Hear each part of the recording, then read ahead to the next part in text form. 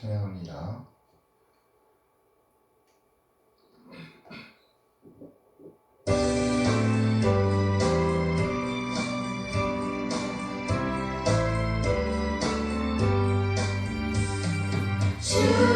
즐겁도다 이날 세세의 할 날 사방 권세 깨고 하늘이 열려 죽은 자가 다시 살아나와서 생명의 주 찬송하도다 즐겁도다 이날 세세의 할 날 사망 권세 깨고 승리하셨네 구원하신 주님 나타나시니 천지 만물 모두 새로 입었네 오직만 말라도 깊이 우거져 승리하신 주를 찬송하도다 즐겁도다 이날 세세의 할 날 사망 권세 깨고 승리하셨네 생명의 주 예수 주를 이기고 무덤 문을 열고 살아나셨네 주의 말씀대로 이루어져서 사흘 만에 다시 살아나셨네 즐겁도다 이날 세세의 할 날 사망 권세 깨고 승리하셨네 아멘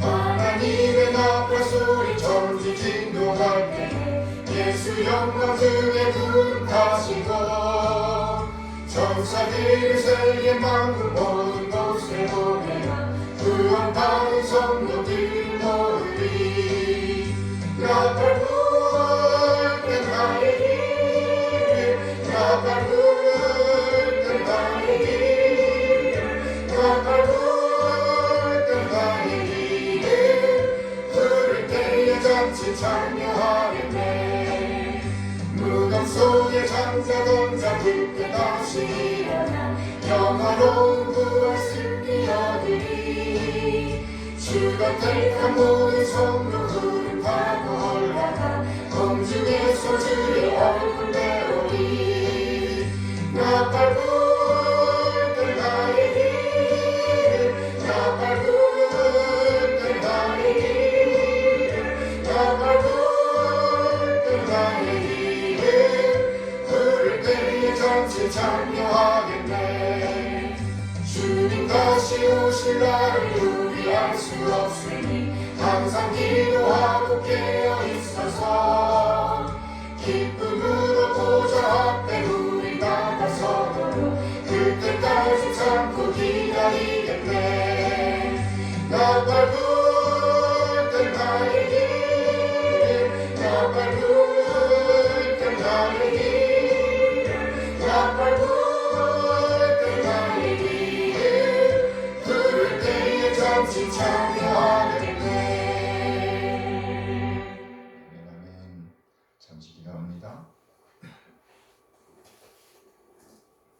참 좋으신 하나님 아버지 감사합니다. 거룩한 주님의 날에 또 하나님 앞에서 예배할 수 있도록 도와주신 것 감사를 드립니다. 우리의 삶이 심히 힘들고 어려울지라도 하나님의 은혜 안에서 승리하는 삶을 살 수 있도록 주님 지켜주시고 인도하여 주시옵소서. 우리가 정말 하나님과의 교제와 나 자신과의 교제와 이웃과의 교제를 잘 나누는 아버지 귀한 하나님의 자녀로서의 삶을 잘 살아낼 수 있도록 주님 붙들어 주시고 인도하여 주시옵소서. 하나님 아버지 오늘도 말씀을 전해주실 우리 목사님 영육간의 강건함과 성령의 충만함으로 더하여 주시옵소서.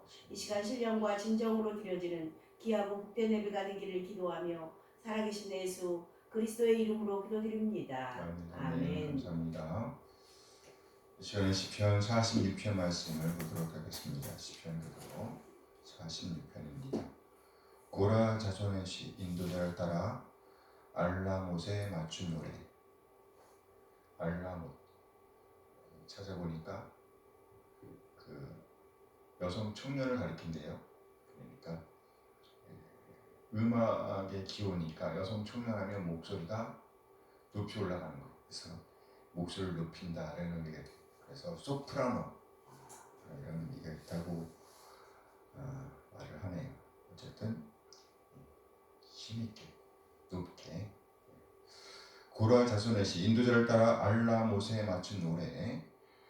하나님은 우리의 피난처시요 힘이시니 환난 중에 만날 큰 도움이시라. 그러므로 땅이 변하든지 산이 흔들려 바다 가운데에 빠지든지 바닷물이 솟아나고 뛰놀든지 그것이 넘침으로 산이 흔들릴지라도 우리는 두려워하지 아니하리로다. 한 시내가 있어 나누어 흘러 하나님의 성 곧 지존하신 이의 성소를 기쁘게 하도다. 이렇게 한 시성 가진 분이 딸의 이름을 시내라고 주면 한 시내가 되는 거예요. 그래서 한 시내가 있어 나누어 한 시내가 있어 나누어 흘러 하나님의 성 곧 지존하신 이의 성소를 기쁘게 하도다. 하나님이 그 성 중에 계심에 성이 흔들리지 아니할 것이라. 새벽에 하나님이 도우시리로다. 온 나라가 떠들며 왕국이 흔들렸더니 그가 소리를 내심에 땅이 녹았도다. 만군의 여호와께서 우리와 함께 하시니 야곱의 하나님은 우리의 피난처시로다. 와서 여호와의 행적을 볼지어다. 그가 땅을 황무지로 만드셨도다. 그가 땅 끝까지 전쟁을 쉬게 하시며 활을 꺾고 창을 끊으며 수레를 불사르시는도다. 이르시기를 너희는 가만히 있어 내가 하나님됨을 알지어다. 내가 문 나라 중에서 높임을 받으리라. 내가 세계 중에서 높임을 받으리라 하시도다. 함께 만군의 여호와께서 우리와 함께 하시니 야곱의 하나님은 우리의 피난처시로다. 아멘. 함께 찬양합니다. 찬송가 613장.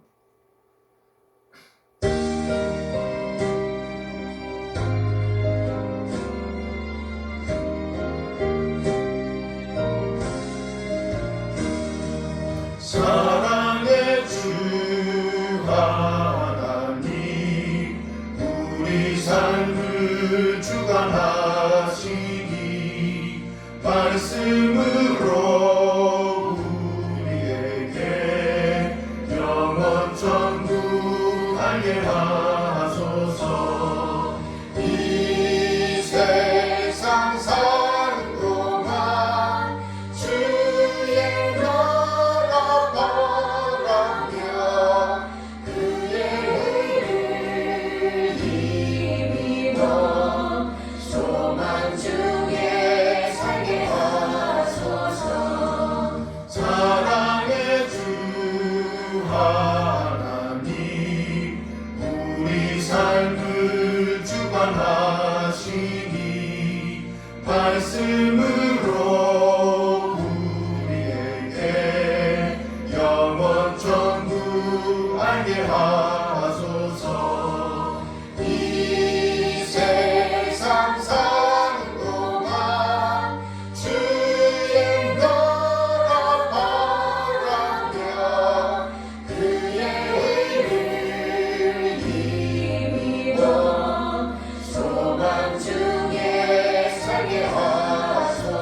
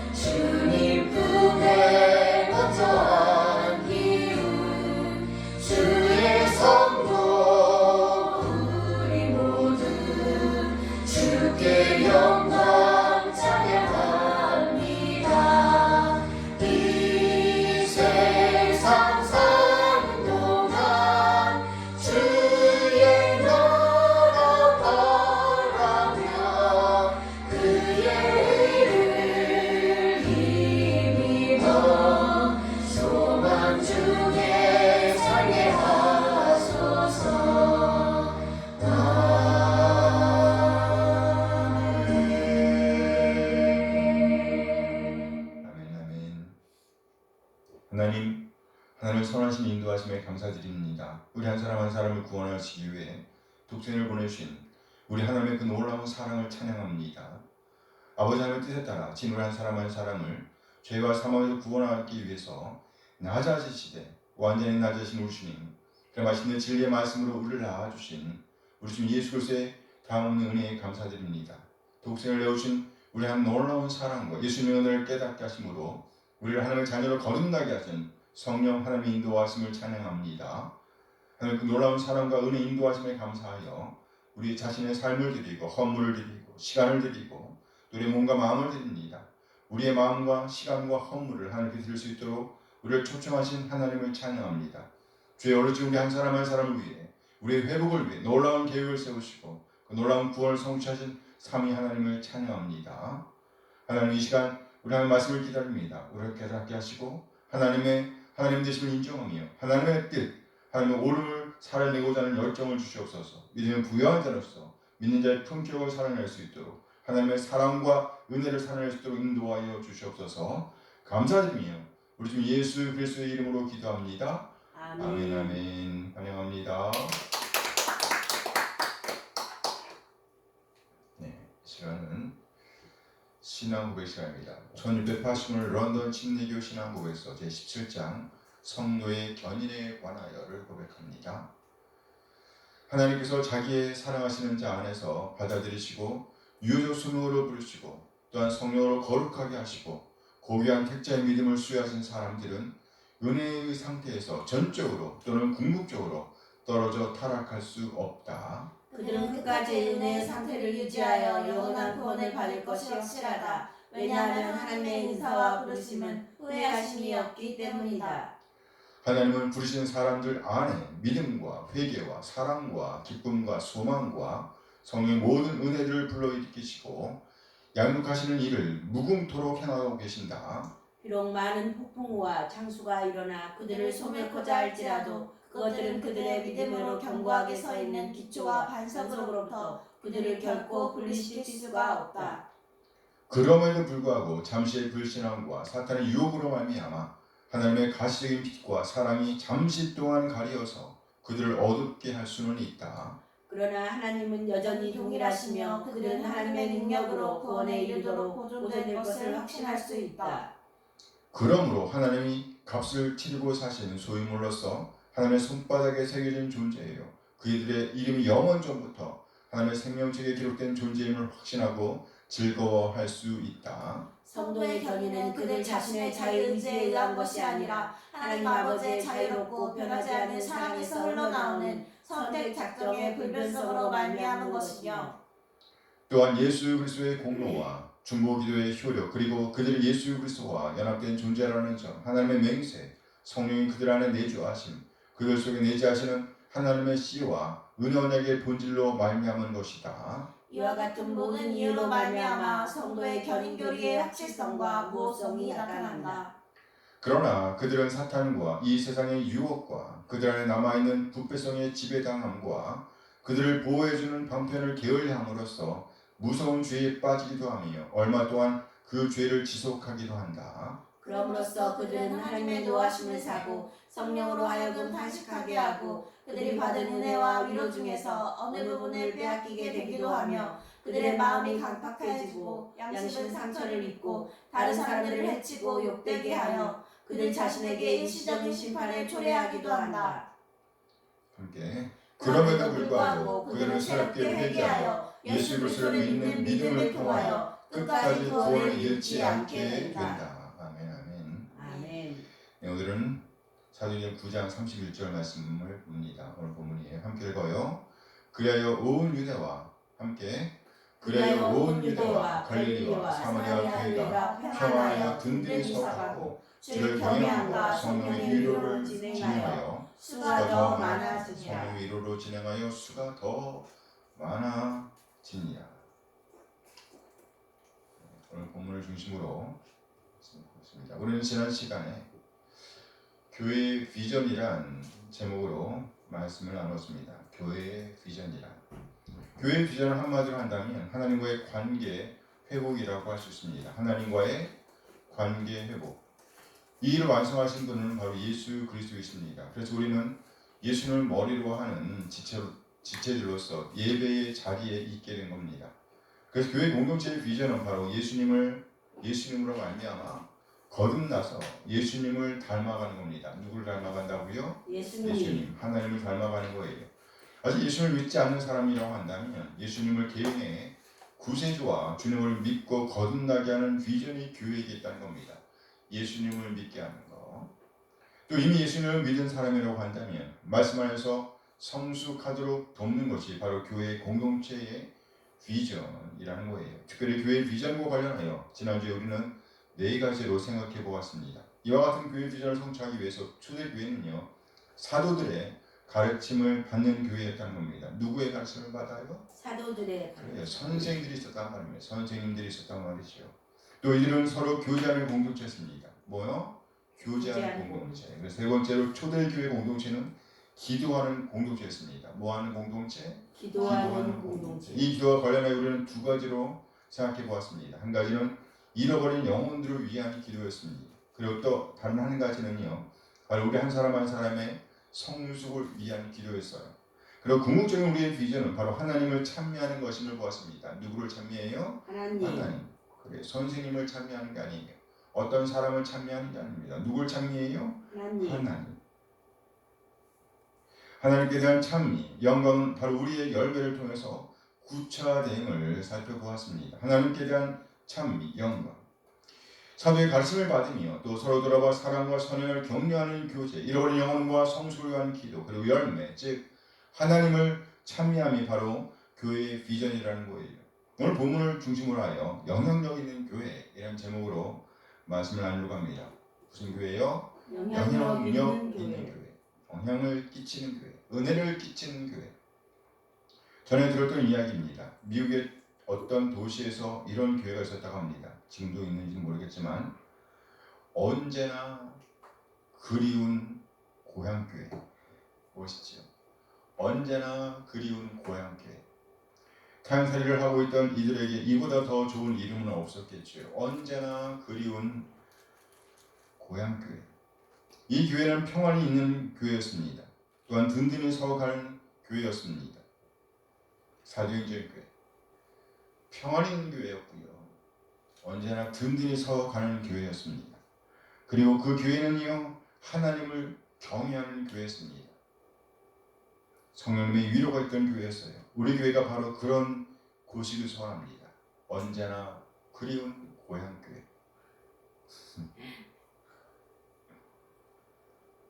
우리 교회에 함께하는 이들에게 고향 같은 참으로 위로를 줄 수 있는 교회, 그러한 교회를 꿈꿔보는 시간을 갖고 싶어요. 우리 지체들에게 참으로 아름답고 가치 있는 영향을 끼치는 그런 교회, 그런 교회를 꿈꾸고 싶습니다. 그래. 무슨 교회? 언제나 그리운 고향교회. 나중에 아주 늙어서 어린아이들을 생각하면서 우리 교회가 그런 교회였어. 오늘 본문은 바로 우리가 꿈꾸는 교회에 대한 그림을 그려주고 있습니다. 오늘 본문 사도행전 9장 31절 말씀이에요. 함께 읽어요. 그러게 온 유대와 갈릴리와 사마리아 교회가 평안하여 든든히 서가고 주의 경외함과 성령의 위로로 진행하여 수가 더 많아지더라. 여기 등장하는 교회를 보세요. 온 유대, 온 갈릴리, 그리고 온 사마리아 교회가 평안하였다고 언급하고 있습니다. 흔히 이스라엘 전체를 이야기할 때에 단에서 브엘세바까지라고 합니다. 단에서 브엘세바까지. 여기에 단은 옛 북이스라엘의 끝을 의미합니다. 그리고 브엘세바는 남유다, 즉 남이스라엘의 남쪽 이스라엘의 남쪽 끝을 의미하는 거예요. 그래서 온 유다라고 하면 아마도 남쪽 이스라엘 전부를 의미한다고 볼 수 있습니다. 그리고 온 갈릴리라고 하면 북쪽 끝까지를 의미한다고 할 수 있어요. 그리고 남과 북의 중간 지점에 위치하고 있던 사마리아, 잃어버려졌던 땅까지 포함하여 모든 이스라엘에 이렇게 복음의 물결이 용솟을치고 있었음을 마치 그림을 그리듯이 표현하고 있는 겁니다. 남유다, 북이스라엘, 갈릴리죠. 그 다음에 중간에 사마리아. 지금 우리로 하면 북쪽 끝 백두산에서 남쪽 끝 한라까지, 그리고 서울 평양에 복음의 소용돌이가 일어나고 있었다는 겁니다. 이 복음의 소용돌이로 인해서 평안이 있으며 모든 교회 공동체가 든든히 서가고 있으며 함께 하나님을 찬미하며 함께 예배하고 있었다는 겁니다. 예배가 편만하게 행해지고 있었다. 성령의 이로 다시 말해서 아직까지 어둠의 지배를 받고 있던 이들에게는요 구원의 복음이 그리고 이미 구원받은 이들에게는 성장, 성숙의 복음이 들려지고 있었다는 겁니다. 하나님 백두에서 환락까지 어디에서 어디까지? 백두에서 환락까지 서울 평양에 복음의 물결로 넘쳐나게 하옵소서. 아멘. 이렇게 평안하니까 비로소 든든한 기초를 형성하게 된 겁니다. 그리고 질적으로 그리고 양적으로 성장을 거듭할 수가 있었다고 오늘 성경은 말씀하고 있습니다. 온 유대에 있는 교회, 온 갈릴리에 있는 교회, 그리고 온 사마리아에 있는 교회가 평안하였습니다. 온 유대, 온 갈릴리, 온 사마리아. 이것이 바로 교회의 영향력이었습니다. 이 평안함이 마침내 힘을 발휘하게 된 것입니다. 이것이 곧 복음의 힘입니다. 우리에게 참으로 평안함, 즉 복음의 능력, 복음의 힘이 있다면 어떤 모양으로든지 영향을 끼칠 수밖에 없다는 것을 보여주는 거예요. 오늘 본문은요, 사실 8장의 마지막 부분과 이어지는 것을 더 잘 어울립니다. 오늘 본문은 사도행전 8장 25절. 사도행전 8장 25절. 함께 읽어볼까요? 두 사도가 주의 말씀을 증언하여 말하는 후 예루살렘으로 돌아가서 사마리아의 여러 마을에서 복음을 전하니라. 사마리아의 여러 마을에서 복음을 전하니라. 여기 두 사도는요 예루살렘 교회에서 파송되었던 베드로와 요한을 가리킵니다. 베드로와 요한. 예루살렘 교회는 사마리아와도 하나님의 말씀을 받았다는 말을 듣고 이들 두 사도 베드로와 요한을 파송한 겁니다. 이 두 사도는 사마리아로 와서 구체적으로 예수 그리스도의 복음을 증거한 거예요. 또 다른 한편에서 빌립은 성령의 인도하심으로 예루살렘과 가사로 내려가는 길 사이에 있는 광야에서 에디오피아 내시를 만나 그에게 복음을 증거합니다. 그 내시는 빌립으로부터 복음을 듣고 그 마음이 감동되어 구원을 체험하고 빌립에게 침례를 요청하지요. 이에 빌립은 허락합니다. 빌립은 이 일을 당한 후에 곧바로 아소도에 나타나 여러 성을 돌면서 복음을 증거하고 있는 장면이 바로 사도행전 8장의 내용입니다. 사도행전 8장 40절 말씀이에요. 함께 읽어요. 빌립은 아소도에 나타나 여러 성을 지나다니며 복음을 전하고 가이사랴에 이르니라. 여기 아소도는 구약의 아스돗을 의미합니다. 아스돗 들어본 적 있어요? 네. 어디예요? 네, 이곳은 블레셋의 5성읍 중에 하나입니다. 북쪽에서 남으로 내려오면서 지그재그로 위치해 있는데요. 에그론, 아스돗, 가드, 아스글론, 가사. 그래서 어떻게 하면 아가 이렇게 아가. 5성읍이 되는 거예요. 한번 해봐요. 아가. 그래서 에그론, 아스돗, 가드, 아스글론, 가사. 아스돗의 위치는요 예루살렘에 딱 서 있어요. 북쪽을 향해 섭니다. 그리고 팔을 왼쪽으로 쫙 뻗어요. 그럼 거기 지중이죠? 지중. 그 지중해 연안에 있는 곳이 아스돗입니다. 지금 빌립은 계속해서 해안 지역을 훑으면서 북쪽으로 향하고 있는 겁니다. 이렇게 복음이 점점 더 편만하게 증거되고 있었어요. 그런데 저절히 이 지점에서 사울을 등장시키고 있습니다. 누구? 사울. 사도행전 9장 1절 2절 말씀이에요. 함께 읽어요. 사울이 주의 제자들에 대하여 여전히 위협과 살기가 등등하여 대제사장에 가서 가면서 여러 회당에 가져갈 고문을 청하니 이는 만일 그 도를 따르는 사람을 만나면 남녀를 막론하고 결박하여 예루살렘으로 잡아오려고 합니다. 여기 여전히 위협과 살기가 등등하여라는 표현은 곧 스데반의 죽음을 목격할 때의 사울이 어떤 상태에 있었는가를 짐작하게 합니다. 많은 유대인들 앞에서 복음을 증거하다가 그로부터 돌에 맞아 스데반은 죽임을 당했습니다. 우리말로 하면 순교를 당했다는 말이에요. 이것을 목격하면서 바울은 이렇게 생각했습니다. 사울은 그가 죽임 당함을 마땅히 여기더라. 당연하게 여겼다는 겁니다. 이런 그의 마음이 여전하였다는 거예요. 여전하였다. 이렇게 살기가 등등하였던 사람, 사울이 복음으로 변화되는 장면이 9장에서 소개되고 있는 겁니다. 이는 곧 다음 장면을 위한 전략적인 배치라는 거예요. 즉 교회가 막 질적으로 양적으로 성장하고 있던 다른 한편에서 또 한 사람의 일꾼이 세워지고 있음을 묘사하는 겁니다. 이는 또 다른 한편에서의 복음 사역자가 세워지고 있음을 보여주기 위한 전략적인 배치라는 거예요.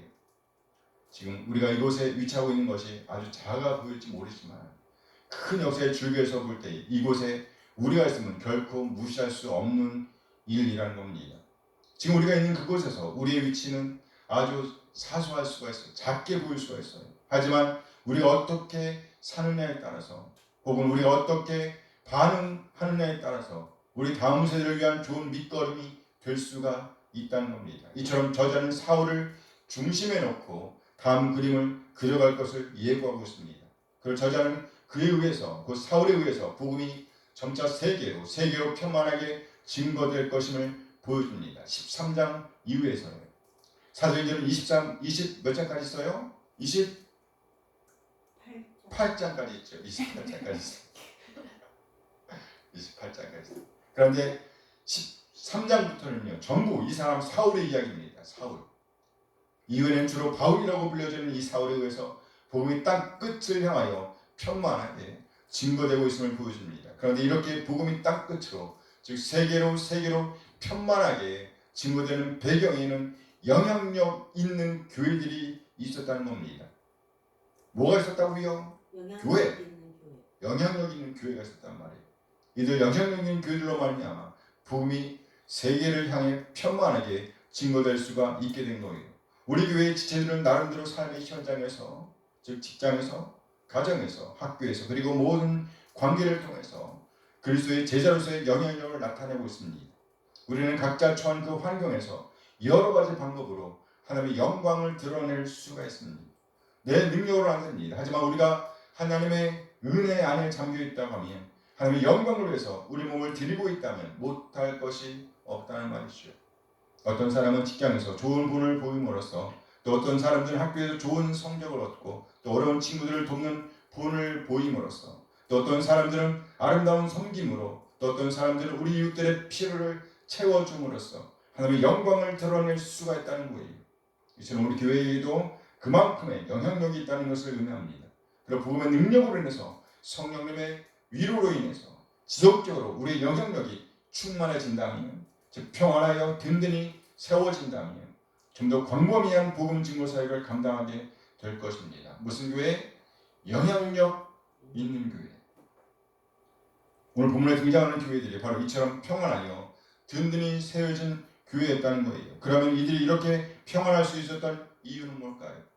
복음 증거를 위한 영향력을 끼칠 수 있었던 원인은 무엇이었을까요? 그 비결은 무엇이었을까요? 오늘 본문은 무엇보다 먼저 이들이 하나님을 경외하였다라고 언급하고 있습니다. 하나님을 경외하였다. 다시 한번 본문 사도행전 9장 31절 말씀 봅니다. 함께 읽어요.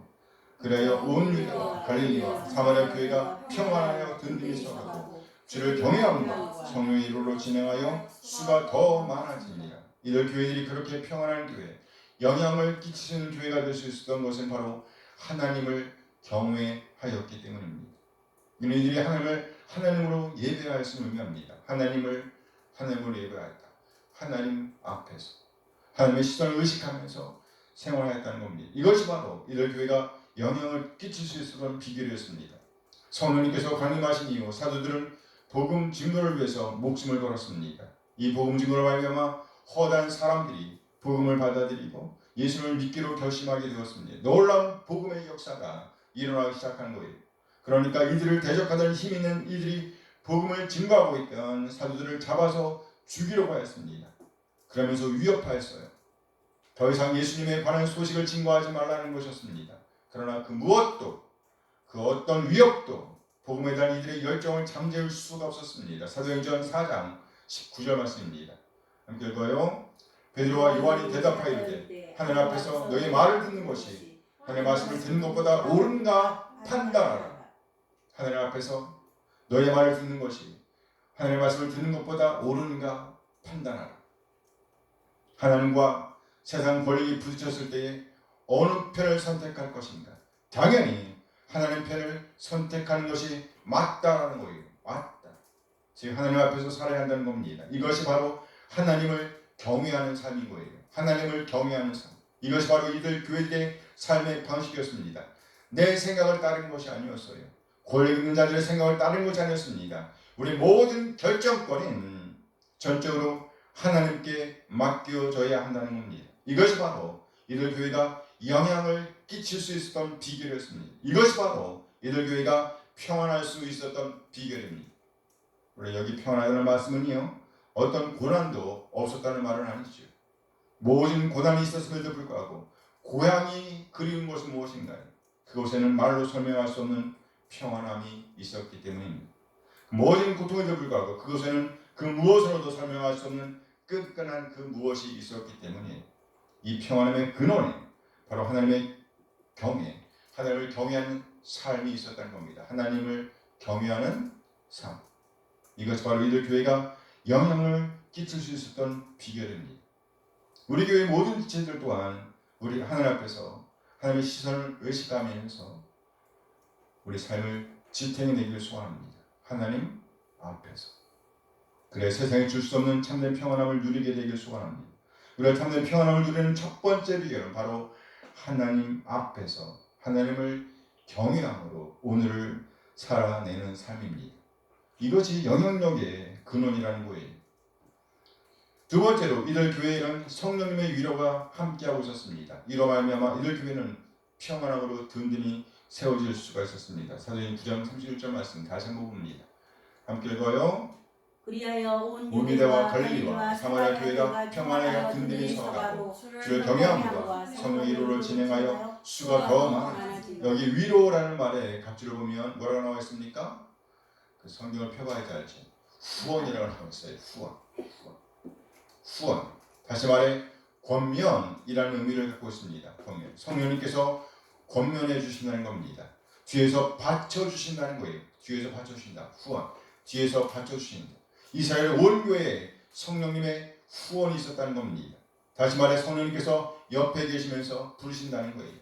이 부르심에 대해서 고린도전서 1장 26절에서 바울 사도는 이렇게 설명하고 있습니다. 고린도전서 1장 26절 말씀이에요. 함께 읽어요. 형제들아 너희를 부르심을 보라. 육체를 따라 지혜로운 자가 많지 아니하며 능한 자가 많지 아니하며 뭔가 좋은 자가 많지 아니하며. 고린도 교회가 세워질 때에 하나님께서 이들을 자녀로 불러주신 것은 전적인 하나님의 은혜였다는 겁니다. 하나님의 은혜. 그런데 어느 순간 이들은 하나님의 은혜를 저버리고 자신들의 의를 내세우기 시작했습니다. 그 증거가 바로 파당을 하는 거예요. 파당. 나는 베드로파다. 나는 아볼로파다. 나는 바울파야. 아니야. 나는 그리스도파다. 이렇게 주장하면서 서로의 권력을 내세우게 되었다는 겁니다. 이는 바로 이들이 하나님의 부르심을 잊어버렸다는 것을 보여주는 거예요. 단지 머리로만 의식할 뿐 실제 삶에서는 이미 하나님의 은혜는 간 곳이 없었다는 겁니다. 그래서 바울 사도는 교회가 든든히 서가기 위해서는 반드시 하나님의 부르심을 기억해야 한다고 강조하고 있는 겁니다. 그렇습니다. 이에 대한 좋은 증거는요, 바로 초대교회의 성장에서 찾을 수 있습니다. 그 삶의 저변에는 항상 하나님의 은혜가 있었습니다. 하나님의 은혜. 다시 말해 성령님의 놀라운 도우심, 후원, 권면이 있었다는 거예요. 지금도 우리에게는 그 성령님의 위로, 권면, 후원이 필요합니다.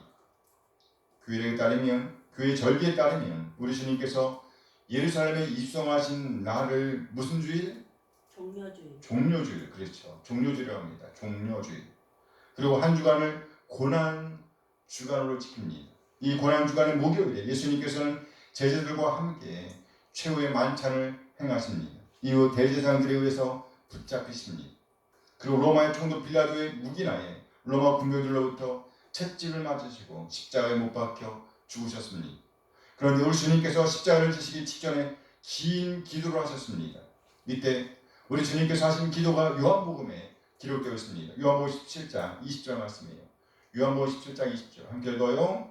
내가 비옵는 것은 이 사람들만 위함이 아니요 또 그들의 말로 말미암아 날 믿는 사람들도 위함이. 그들의 말로 말미암아 나를 믿는 사람들도 위함이니 우리 주님께서 하신 기도를 보면 먼저 당신의 제자들을 위해서 기도하셨습니다. 뿐만 아니라 이들로 말미암아 거듭날 자들을 위해서도 기도하셨음을 보여줍니다. 이미 우리 한 사람 한 사람을 염두에 두시고 기도하셨다는 거예요. 우리는 직접 이야기를 들을 수는 없었습니다. 그러나 말씀을 통해서 이것을 알게 되는 거예요. 이렇게 우리를 위해 기도하셨던 예수님께서 우리에게 보혜사 성령님을 약속해 주셨습니다. 성령님께서 하시는 일들 중에서 가장 중요한 일, 바로 예수님께서 하셨던 말씀들과 행하신 일들을 기억나게 하는 겁니다. 요한복음 16장 13절 14절 말씀이에요. 함께 읽어요. 그러나 진리의 성령이 오시면 너희를 모든 진리 가운데로 인도하시리니 그가 스스로 말하지 않고 들은 것을 말하며 장래를 너에게 알리시리라. 그는 영광을 나타내리니 내 것을 가지고 너희에게 알리시겠습니다. 성령님은 진리의 영이십니다. 따라서 진리의 영이신 성령님께서 우리를 진리 가운데로 인도하십니다. 다시 말해 진리신 예수님께로 인도하신다는 거예요. 그리고 예수님의 영광을 우리 한 사람 한 사람에게 보여주시고 또 알려주십니다. 그래 마침내 우리에게 참된 평안함을 주고 그리고 참된 평안함을 누릴 수 있도록 우리를 이끄신다는 거예요. 인도하신다는 겁니다. 그러므로 우리가 참으로 참된 평안함을 누리고자 한다면 말씀 안에 거해야 합니다. 거한다. 살아야 한다는 거예요. 말씀 안에서 살아야 한다. 하나님의 말씀을 읽고 듣고 연구하고 묵상하는 삶을 지속해야 한다는 겁니다. 이것이 바로 우리가 힘써야 할 일입니다. 우리는 예수님을 믿음으로 알면 구원함을 받습니다. 어떻게 구원받아요? 예수님을 구세주와 주님으로 믿을 때 구원함을 받습니다. 하나님의 자녀를 거듭나요. 전적인 하나님의 부르심이었습니다. 하나님의 은혜였습니다. 우리가 무슨 일을 했기 때문이 아닙니다. 우리 밖에서는 하나님의 놀라운 섭리로 말미암아 하나님의 역사로 말미암아 놀라운 하나님의 은혜로 말미암아 우리는 구원을 받게 되었습니다. 그래요 하나님의 자녀로 거듭나게 된 거예요. 구원과 관련해 우리가 할 수 있는 일은 아무것도 없었습니다. 하지만 구원받은 이후의 삶은 우리에게도 역시 책임과 권리가 부여됨을 알아야 합니다. 책임도 있고 권리도 있어요. 우리 구원에는요 현재적인 측면과 더불어 미래적인 측면이 있습니다. 우리는 이미 구원을 받았습니다. 과거죠. 하지만 우리의 구원이 아직 완성된 것은 아닙니다. 지금 우리는 이미와 아직 사이에 살고 있는 겁니다. 지금은 구원 이루어가는 과정이에요. 그래서 이미 구원을 받았습니다. 그러나 아직 완성된 건 아니에요. 그래서 이미와 아직 사이에 살고 있는 것 꼭 기억해야 합니다. 우리는 이미와 아직 사이에 살고 있다. 우리는 이미 구원을 받았습니다. 그러나 아직 구원이 완성된 것은 아닙니다. 성경은 구원은 현재적 측면뿐만 아니라 항상 구원의 미래적인 측면도 동시에 강조하고 있습니다. 따라서 만일 우리가 망가지는 삶을 살고 있다고 하면 망할 수밖에 없음을 꼭 기억해야만 합니다. 망가지면 망합니다. 참으로 우리가 구원받은 하나님의 자녀로 간다면 결코 망가진 삶을 살지는 않습니다. 뿐만 아니라 중요한 것 때문에 가장 중요한 것을 놓치는 삶 또한 살지 않습니다. 이렇게 우리로 하나님 앞에서 부끄럽지 않고 강건하게 살 수 있도록 우리를 위로하시고 권면하시는 분, 권위하시는 분이 누구란 말이에요? 성령님이시라는 겁니다. 성령님은 우리를 권위하시는 분입니다. 권하고 위로한다. 권위하시는 분. 진리의 말씀 따라 살 수 있도록 권면하시고 또 그렇게 살지 못하여 고민에 빠져 있을 때는 위로해 주신다는 겁니다. 권위하신다. 한 걸음 더 나아가 성령님을 품어야 살아갈 수 있도록 우리를 인도하십니다. 이끄신다는 거예요. 늘 하나님의 은혜 안에서 살 수 있도록 말이에요. 형제들아 하나님의 부르심을 보라. 이 말을 기억해야 돼요. 형제들아 너희를 부르심을 보라. 이 본문을 꼭 기억하게 될 수 있는 이것이 곧 영향력 있는 교회로 가는 비결이기 때문에 오늘 본문 앞에 나오는 사울 아무리 이 사람이 예수님을 믿고 거듭난 사람이라고 믿어주지 않았습니다. 거듭났어요. 극적인 체험을 했습니다. 그런데 아무도 안 믿어요. 이때 등장한 사람이 누구예요? 누구?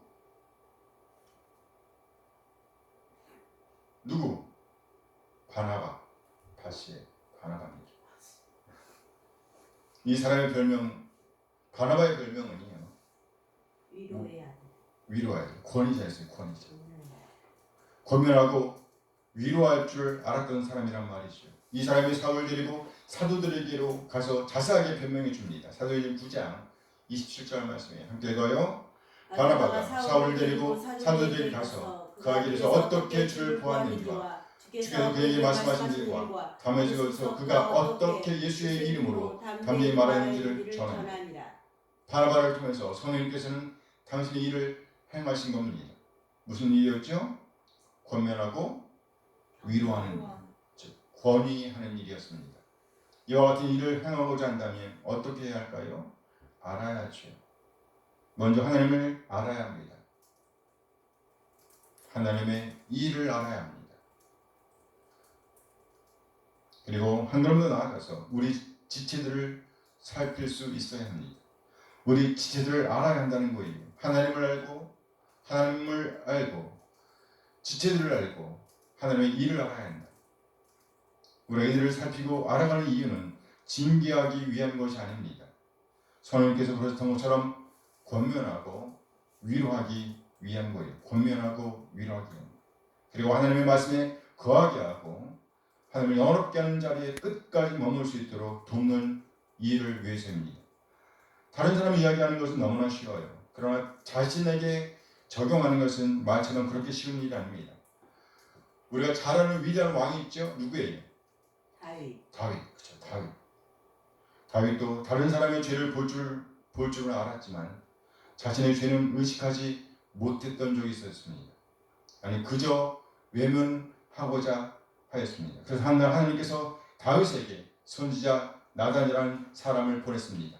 이제 나단이 이야기를 시작합니다. 사무엘하 12장의 말씀인데요. 한 성에 두 사람이 있었는데 하나는 부하고 하나는 가난했습니다. 그 부한 자는 양과 소가 많으나 가난한 자는 아무것도 없고 자기가 사서 기르는 작은 암양 새끼 하나뿐이었습니다. 그 암양 새끼는 저와 저의 자식과 함께 있어 자라며 저의 먹는 것을 먹으며 저의 잔에서 마시며 저의 품에 누움으로 저에게는 딸과 같았습니다. 그는 계속 말합니다. 한날 그 부자에게 한 손님이 찾아왔습니다. 그 부자는 자기 양과 소를 아껴 자기에게 온 손님을 위하여 자기의 양과 소를 잡지 아니하고 가난한 사람의 양 새끼를 빼앗아다가 자기에게 온 사람을 위하여 잡았습니다. 이 이야기를 듣고 다윗이 크게 화를 냅니다. 다윗이 대노하면서 소리쳤습니다. 여호와의 살아계심을 두고 맹세하노니 이 일을 행하는 그 사람은 마땅히 죽을 자라. 전에 자기에게는 적용하지 못하는 이 어리석음을 보세요. 이때 나단이 말합니다. 조용하지만 단호하게 또박또박 말했을 것이라고 보입니다.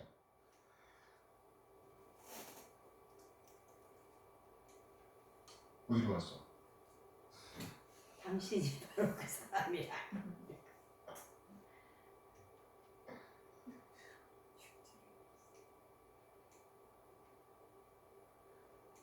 없어요. 이런 제가 읽어드릴게요.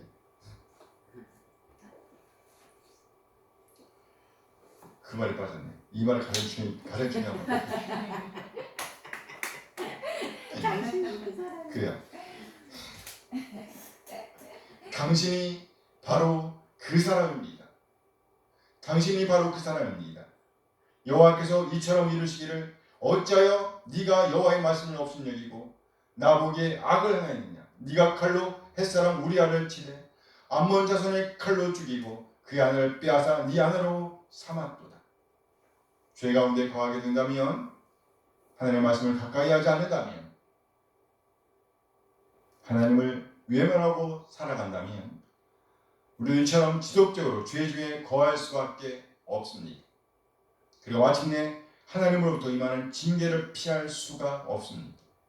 따라서 우리는 구원의 소망 가운데서 오늘을 살아내야 합니다. 끝까지 성령님의 위로 가운데 오늘을 살아내야 한다는 거예요. 우리 한 사람 구원의 소망 가운데 살아간다면 성령님의 위로로 서로를 세워주면서 살아간다고 하면 우리 교회에 어떤 일이 일어날까요? 고향 교회가 된 겁니다. 무슨 교회? 언제나 그리운 고향 고향. 교회. 그리고 영향을 끼치는 교회가 되는 거예요. 그럼 마침내 하나님의 영광을 드러내는 교회가 되는 거예요. 바나바가 사울을 세웠던 것처럼, 바나바가 사울을 세웠던 것처럼 우리 또한 사람을 세워야 합니다. 이런 교회를 꿈꾸게 되길 소원합니다. 이미와 아직 사이에 살고 있는 자로서 어찌하든지 말씀에 창념하는, 말씀에 딱 붙어서 말씀 안에서 살아가게 되길 소원합니다. 아멘. 날마다 말씀을 읽고 듣고 연구하고 묵상하며 그 말씀의 인도함을 받는 삶, 즉 성령의 인도하심과 위로를 받는 삶을 살게 되길 소원합니다. 물론 우리 속에서 착한 일을 시작하신 하나님께서 그리스도의 날까지 이루실 것을 믿습니다. 빌립보서 1장 6절 말씀이죠. 함께 읽어요. 너희 안에서 착한 일을 시작하십니다. 그리스도 예수의 날까지 이루실 줄을 우리는 확신하노라. 하나님께서 우리를 지키실 줄을 믿습니다. 이 일을 위해서 우리는 성령님의 권면과 위로 안에서 오늘을 살아내야 합니다. 매일매일 말씀을 읽고 듣고 연구하고 묵상하며 그 말씀을 붙들고 기도하는 우리 한 사람 한 사람 되어지길 소원합니다. 미약할지라도 우리 하나님의 현장에서 교회의 영향력을 끼치게 되길 소원합니다. 영향력 있는 교회. 이렇게 우리 한 사람 한 사람 하나님 앞에서 오늘을 살아낸다면, 성령님의 권면과 위로를 의지하면서 오늘을 살아낸다면, 지속적으로 하나님의 은혜 안에서 오늘을 살아내고 있다면, 이렇게 우리 삶의 중심이 하나님께 맞춰진다면 하나님께서 우리 교회를 평안하게 해주신다는 겁니다. 그리고 하나님께서 맡기셔서 궁극적인 사명, 즉 땅 끝까지 이르러 내 증인이 되리라는 말씀을 이루도록 하시기 위해서 준비시키시고 사용하신다는 거예요. 다시 한번 오늘 본문을 봅니다. 사도행전 9장 31절 말씀 함께 읽어요. 그래 온 유대와 갈릴리와 사마리아 교회가 평안하여 든든히 서가고 주의 경외함과 성령의 위로로 진행하여 수가 더 많아지니라. 배경이 무슨 색이에요? 까만색이죠. 글자색은 초록색.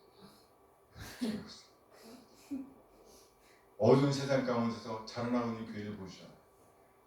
누가 알겠어요? 어두운 세상.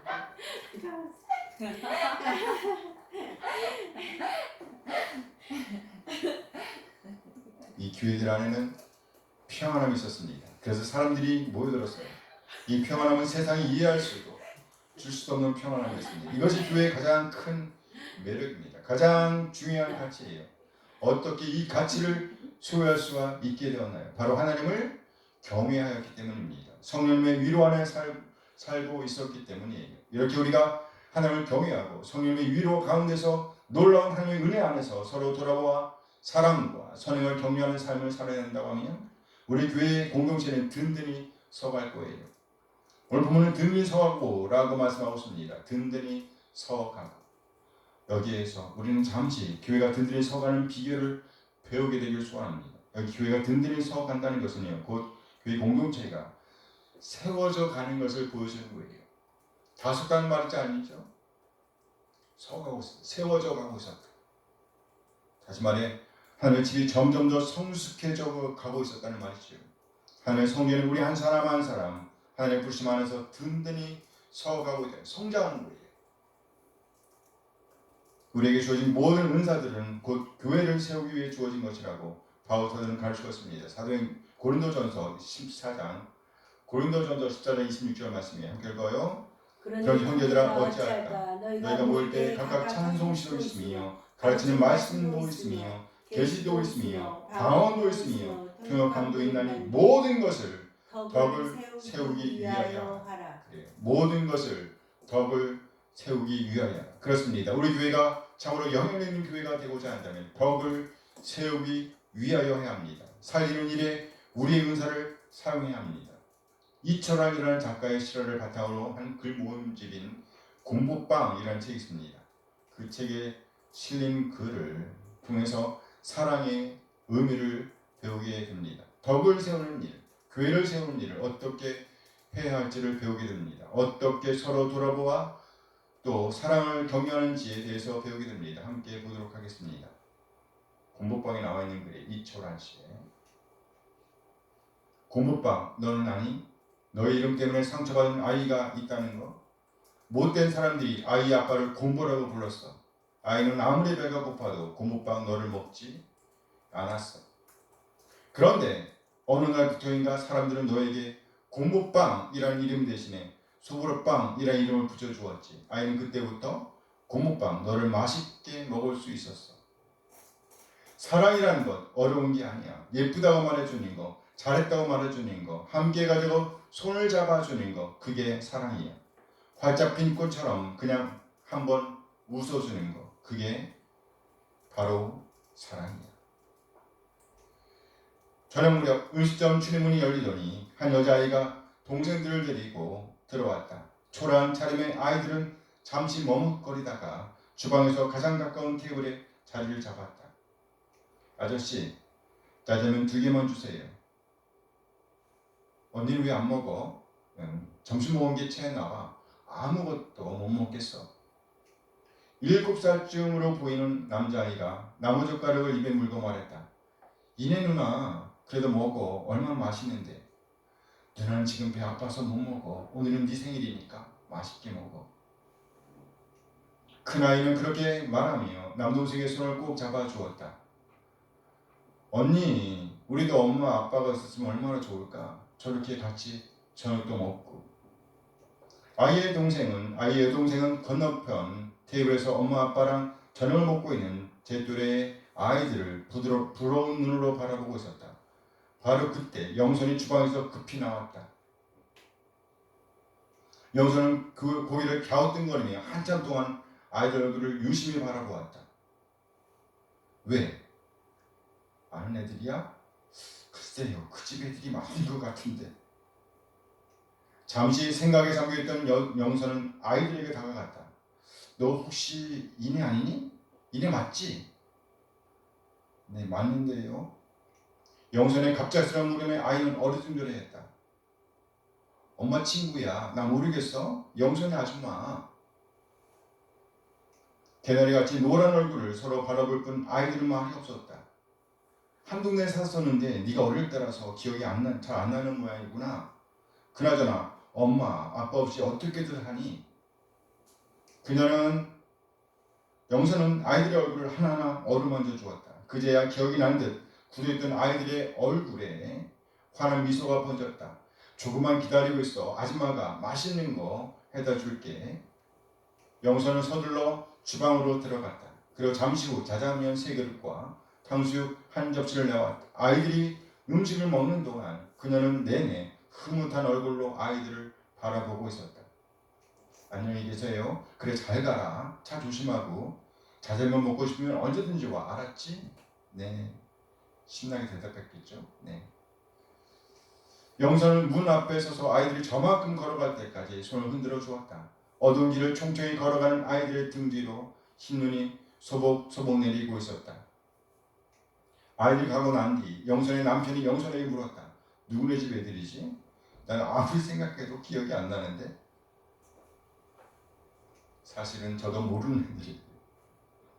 사실은 저도 모르는 애들이에요. 엄마 아빠가 없는 아이들이라고 해서 무턱대고 음식을 그냥 주면 아이들이 상처받을지도 모르잖아요.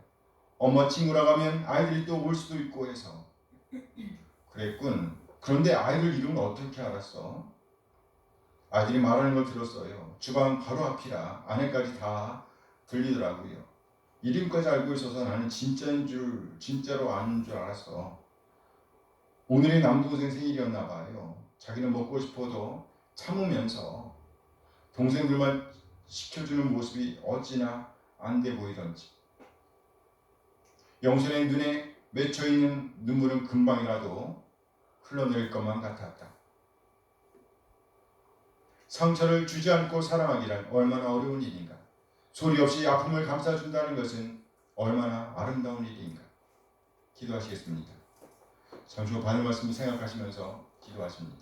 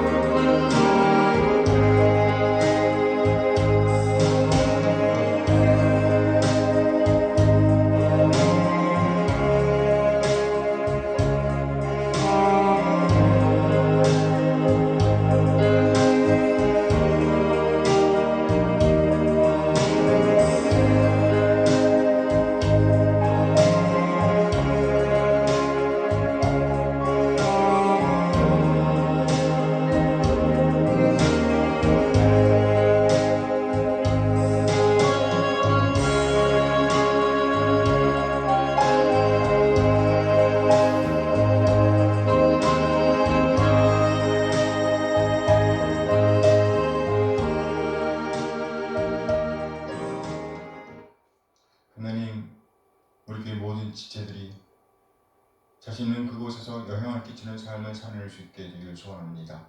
언제나 그리운 교회, 영향을 주는 교회, 영향력 있는 교회 말이에요. 우리 한 사람 한 사람 참으로 마음을 다해 하나님을 경외하는 삶, 예배하는 삶을 살게 되기를 소원합니다. 성령의 위로 안에서 오늘을 살아내게 되기를 소원합니다. 우리를 통해서 일하시는 하나님을 경험하게 되기를 소원합니다. 그리하여 영적으로 풍성한 열매를 거두게 되기를 소원합니다. 언제나 그리운 고향교회, 우리 가정과 이웃 그리고 우리 삶의 현장에서 영향을 끼치는 우리 한 사람 한 사람 되어지기를 소원합니다. 이미와 아직 사이에 살고 있는 그리스도인으로서 날마다 성령의 권면과 위로 안에 살게 되기를 소원합니다. 성령님을 본받아 지체를 살피며 권면하고 위로하는 삶을 지속할 수 있도록 인도하여 주시옵소서. 사랑을 베풀되 충분히 배려가 있는 사랑을 베풀게 되기를 소원합니다. 그래 우리가 꿈꾸는 평안한 교회를 보게 하옵소서. 이 시대에 영향력을 나타내는 교회, 놀라운 복음의 능력을 나타내는 교회가 되게 하옵소서. 우리 주 예수 그리스도의 이름으로 기도합니다. 아멘. 이제 다 일어나서 찬양하면서 기도를 마칩니다.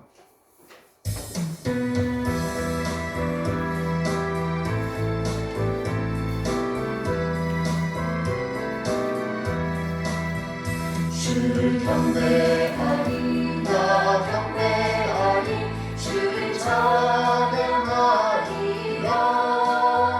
주를 경배하리 나 경배하리 주를 찬양하리라 영화로운 주 이름을 모든 찬양 드리옵니다.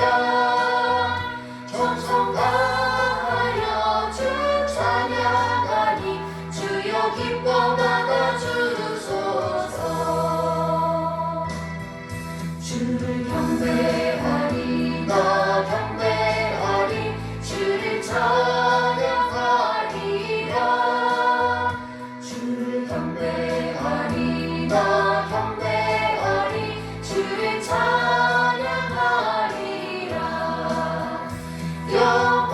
영화로운 주 이름을 모든 찬양 드리옵니다. 정성 다하여 주 찬양하니 주여 기뻐 받아주소서. 영화로운 주 이름을 모든 찬양 드리옵니다. 정성 다하여 주 찬양하니 주여 기뻐 받아주소서. 이제는 우리 주 예수 그리스도의 은혜와 하나님의 극적인 사랑하심과 성령 하나님의 교통하심이 오늘 받은 말씀에 응답하여 언제나 그리운 교회, 우리가 사는 이 시대에 아름다운 영향을 끼치는 지체가 되기로 다짐하며 성령의 권위로 성령의 권면 위로를 본받아 선한 영향력을 끼치기로 다짐하는 우리 모든 지체들에게 인자 함께 하시길 축원하옵나이다. 아멘. 아멘.